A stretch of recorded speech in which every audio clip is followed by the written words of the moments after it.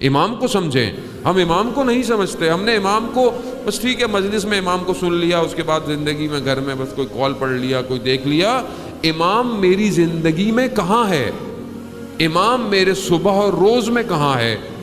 امام کا وجود میرے وجود کے ساتھ کتنا اٹیچ ہے؟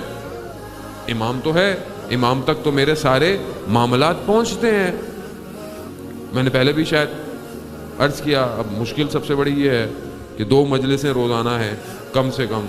اب یہ نہیں پتہ چلتا کون سا واقعہ یہاں پڑا تھا, کون سا واقعہ. یا بولیں گے مولانا صاحب آپ کی اتنی بھی یادداشت نہیں ہے.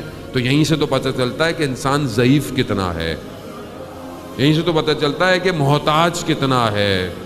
علامہ طباطبائی کا واقعہ, تفسیر جنہوں نے تفسیر المیزان لکھی, اتنے بڑے عالم, اتنے بڑے, وقت آیا یادداشت بھول گئے. کیوں؟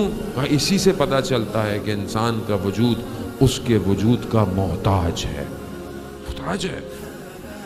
جوان کا واقعہ, جوان مجلس کے اندر بیٹھے ہیں, مجلس کی زینت ہیں جوانوں کو مجلس مسجد دونوں کو بھرنا چاہیے. عزیزان محترم, بزرگوں کو خدا سایہ قائم رکھے ہمارے پر, اور بہت لطف کرتے ہیں کہ مجلس میں آ کر بیٹھتے ہیں, لیکن جوانوں کی مجلس ہے. جوان کا واقعہ, یونیورسٹی میں پڑھتا تھا تہران میں, نشے کرتا تھا, غلط کاموں میں ملوث تھا.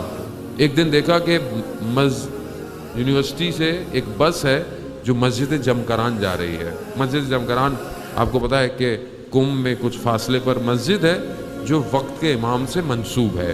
جیسے مسجد سہلا ہے کوفہ میں, اسی طرح یہ مسجد ہے. بہرحال مسجد سہلا بہت پرانی ہے, اس کا درجہ, اس کا مقام بلند اور افضل ہے, لیکن یہ مسجد بھی کسی سے کم نہیں ہے. یہاں بہت معجزات ہوئے ہیں, لوگوں کو امام نے خود شفا عطا کی ہے. خود مسجد میں جائیں تو مسجد میں باقاعدہ رجسٹر ہے جس میں ساری چیزیں جو ہے وہ ریکارڈ ہے. وہ جوان اپنی یونیورسٹی کے اسٹوڈنٹ کے ساتھ گیا جمکران. اس کے بعد وہ پورا گروپ اٹھا اور وہ آیت اللہ عظمیٰ بہجت کی خدمت میں پہنچا.